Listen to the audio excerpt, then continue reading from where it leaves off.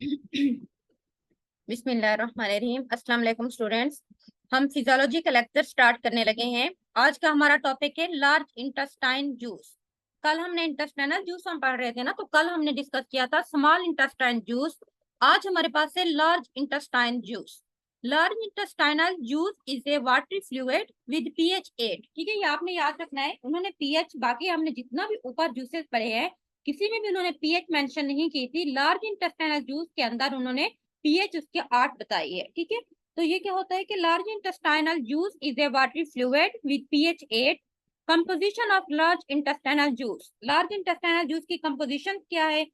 Large intestinal juice contain 99.5% of water and 0.5% of solids. इसमें क्या है कि इसके अंदर 99% उसके अंदर वाटर है और 0.5% सॉलिड है। Digestive enzyme are absent and concentration of bicarbonate is high in large intestinal juice। एक चीज आपने याद रखनी है, यहाँ पे उन्होंने बताया है कि जो डाइजेस्टिव एंजाइम्स हैं वो लार्ज इंटेस्टाइनल जूस के अंदर नहीं होते।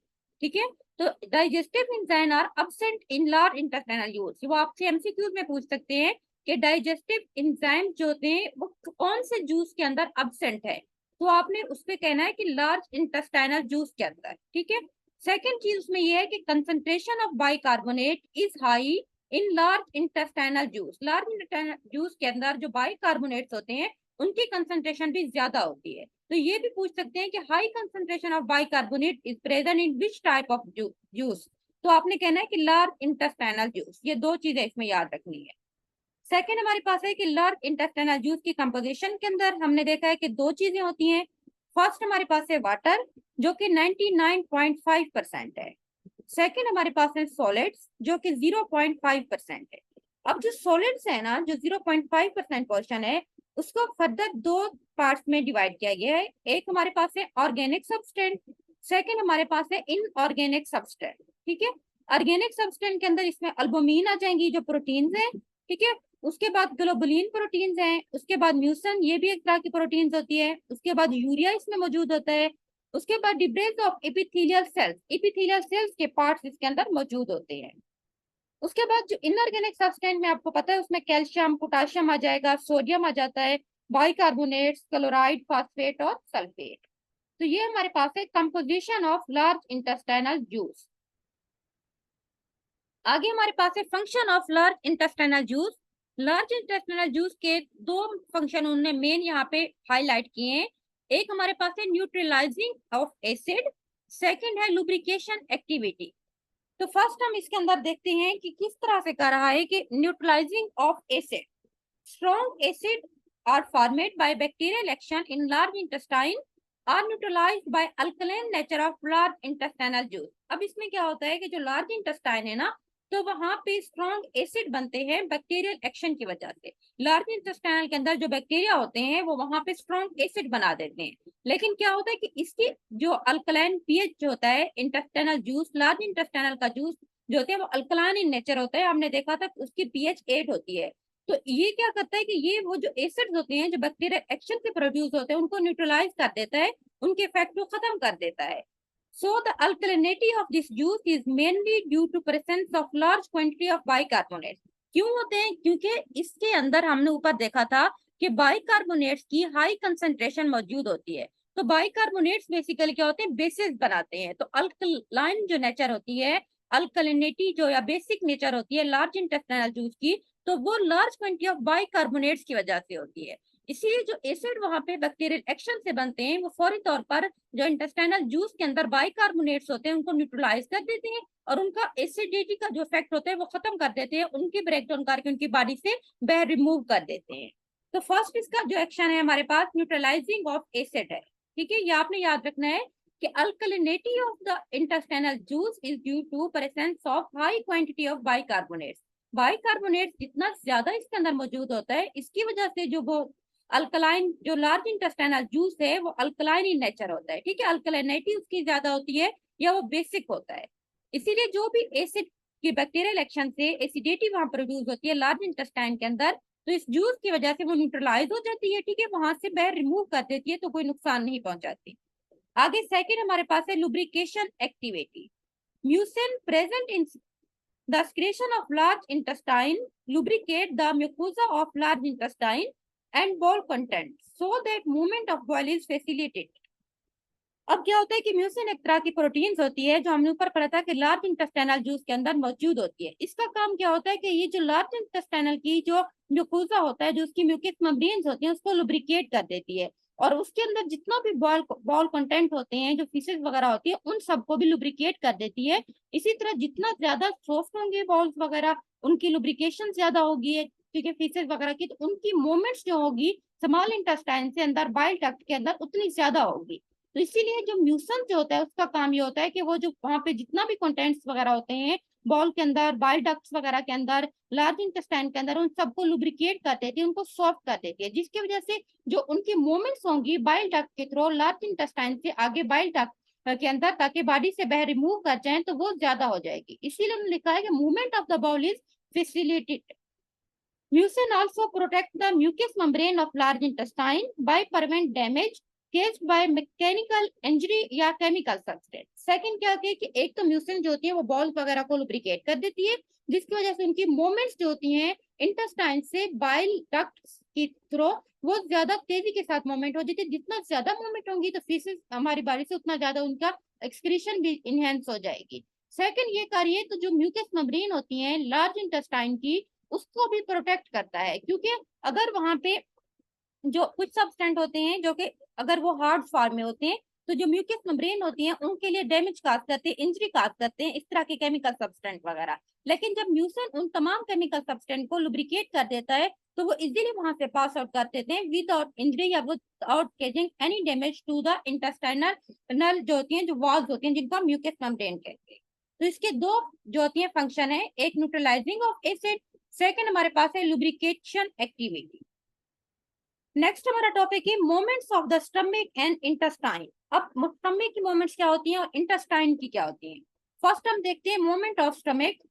Activities of smooth muscles of the stomach increase during gastric digestion when stomach is filled with the food. Means कि जब हम खुराक खाते हैं ना तो हमारे स्टमक के अंदर जाती है, तो जो स्टमक जो होता है जब खुराक के साथ फिल हो जाता है तो उस दौरान जो गैस्ट्रिक डाइजेशन होती हैं, ठीक है, उसको इंक्रीज करने के लिए जो एक्टिविटी होती है स्मूथ मसल की वो इंक्रीज हो जाती है। खुराक को जाहिर सी बात उसकी ब्रेक डाउन करनी होती है ना, स्टमक के अंदर खुराक डाइजेस्ट होती है तो वहां से आगे मूव करके इंटेस्टाइन में से गुजरती है, तो फिर वहां से आगे जो होती है लीवर के अंदर जाती है या किडनी के थ्रू या मुख्तलिफ बाइल्स वगैरह के थ्रू बॉडी से बाहर एक्सक्रीट आउट कर जाती है।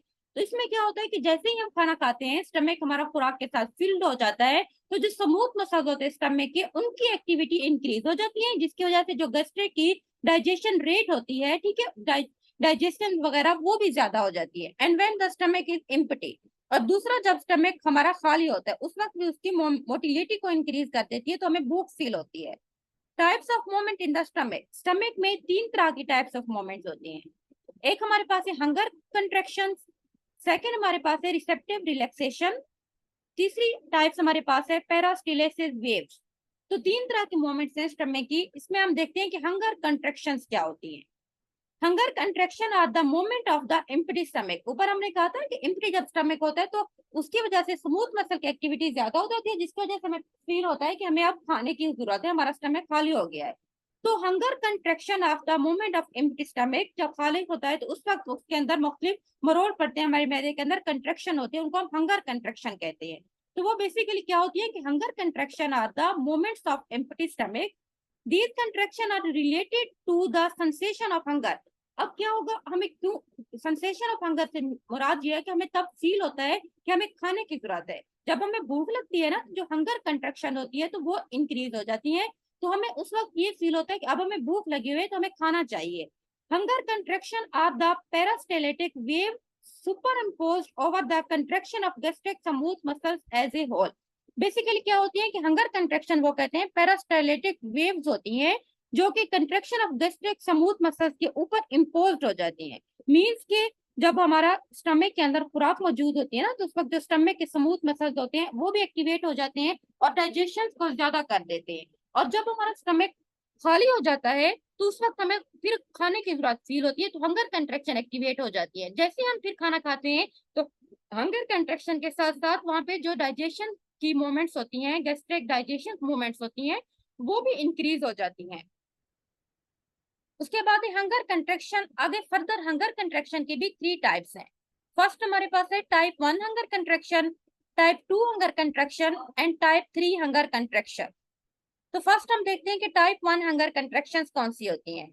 Type 1 hunger contractions are the first contractions to appear in the empty stomach when the tone of gastric muscles is low. Type 1 की क्या होती है कि वो कहते हैं कि वो फर्स्ट कंट्रैक्शंस होती हैं जो हमारे स्टमक के अंदर फर्स्ट उस वक्त अपीयर होती है जब हमारा स्टमक जो होती है एम्प्टी होता है, मीन जब हमारा खाली होता है ना हमारा स्टमक, तो उस वक्त जो फर्स्ट हंगर कंट्रैक्शन आती है हम उसको टाइप 1 हंगर कंट्रैक्शन कहते हैं। When the tone of gastric muscle is low, अभी वहां पर गैस्ट्रिक मसल जो होते हैं उनकी मूवमेंट्स अभी स्टार्ट नहीं हुई होती, जस्ट हमें क्या होता है कि भूख फील होती है, वहां पे जो हंगर कंट्रैक्शन होती है वो अभी अपीयर होती है। सेकेंड ये है कि type 2 hunger contraction appears when the tone of stomach muscle is stronger। अब जो स्टमक मसल्स होती हैं उनकी एक्टिविटी अब स्ट्रॉन्गर हो जाती है टाइप 2 हंगर कंट्रैक्शन के अंदर।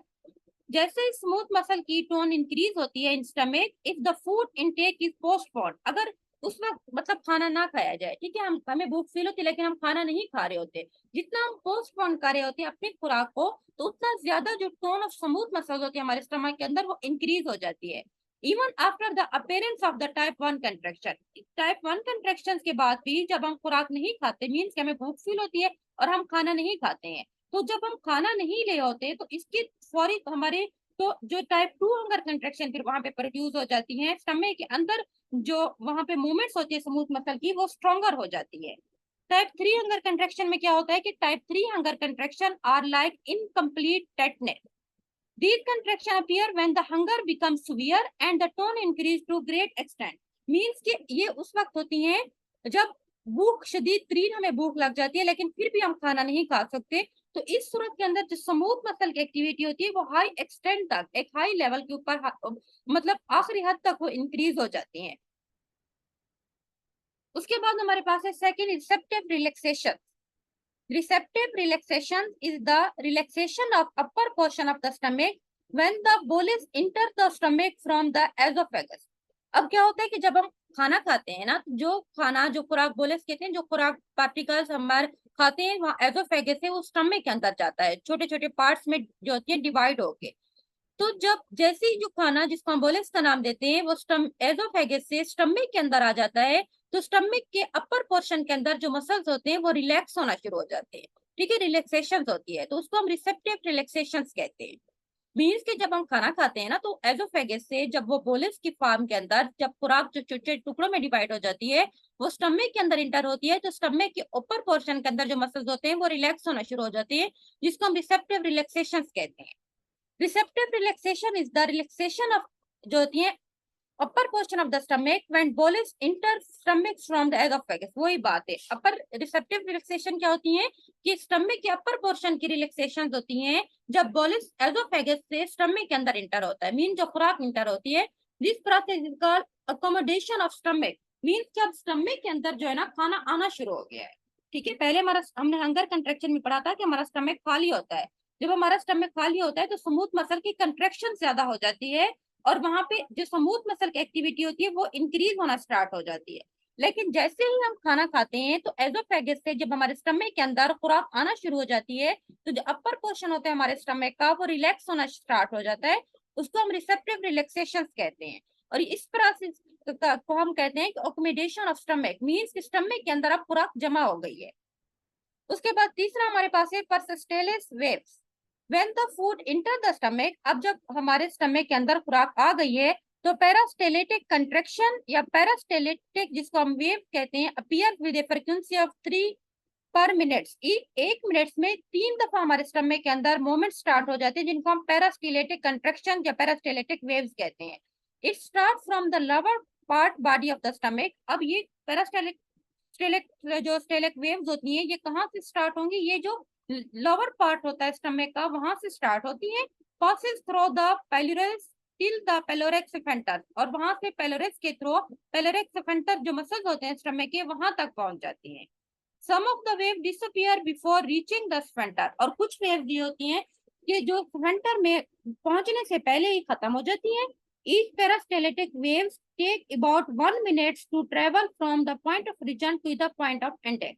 मीन्स के पेरास्टाल्टिक जो वेव्स होती है ना वो स्टमक से जो होती है वो प्रोड्यूस होती है, उनका जो पॉइंट होता है वो स्टमक होता है, तो वहां से आगे वो ट्रेवल करके स्फेंटर जो पेलोरिक स्फेंटर रीजन होता है वहां तक जाती है। मीन्स के लावर पार्ट से स्टार्ट होती है स्टमक के और पेलोरिक जो स्फेंटर होता है वहां तक जाती है।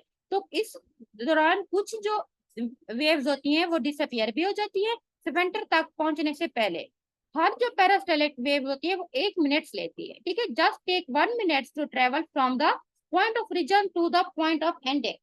This type of peristaltic contraction is called digestive peristalsis. इसी तरह को हम क्या कहते हैं, इनको हम digestive peristalsis कहते हैं because it is responsible for grinding of food particles and mixing them with gastric juice for digestive activity.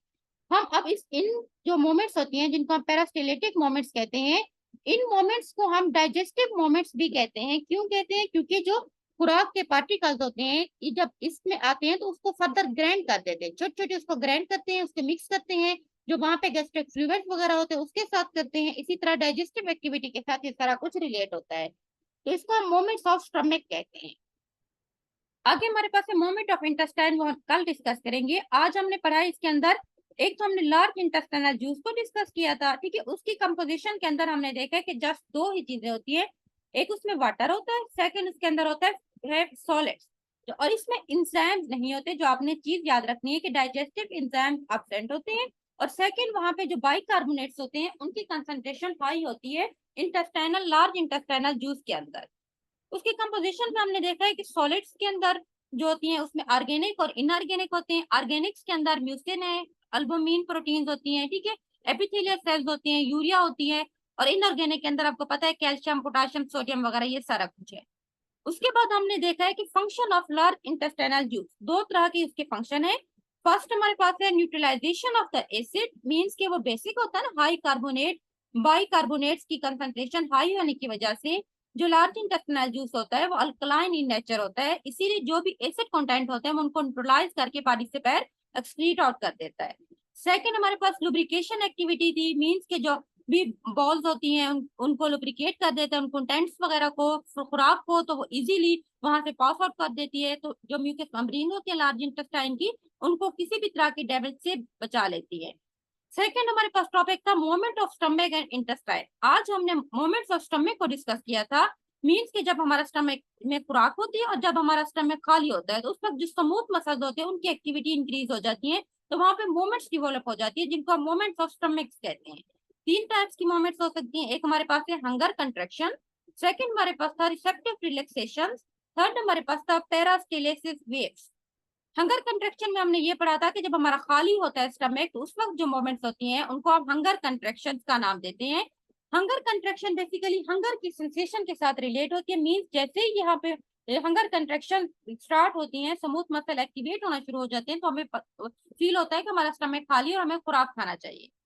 Second है हंगर कंट्रैक्शन की भी फर्दर 3 टाइप्स हमने पढ़ी थी, टाइप 1, टाइप 2 और टाइप 3। टाइप 1 में ये होता है कि जब फर्स्ट हंगर कंट्रैक्शन अपीयर होती है जस्ट हमें फील होता है कि हमें खाना चाहिए, लेकिन सेकंड में ये था कि जब हम खुराक नहीं लेते हैं तो वो जो टून होती है स्मूथ मसल की वो इंक्रीज हो जाती है, स्ट्रांग हो जाती है, तो वहां पे हमें चलता है कि हमें खुराक लेनी चाहिए।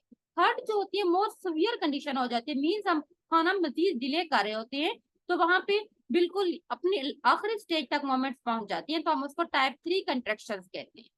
रिसेप्टिव रिलैक्सेशन के अंदर हमने ये पढ़ा था कि जैसे ही हम खुराक लेते हैं तो जो खुराक होती है खाना वो एजोफेगस से जैसे स्टमक के अंदर आता है तो वहां पे स्टमक का जो अपर पोर्शन होता है वहां की जो मसल्स होते हैं वो रिलैक्स होना स्टार्ट हो जाती है, तो हम उसको कहते हैं रिसेप्टिव रिलैक्सेशन। इससे ये होता है कि इसको हम स्टमक अकोमोडेशन ऑफ स्टमक भी कहते हैं, मीन्स के स्टमक के अंदर आप खुराक आके जमा होना शुरू हो गई है।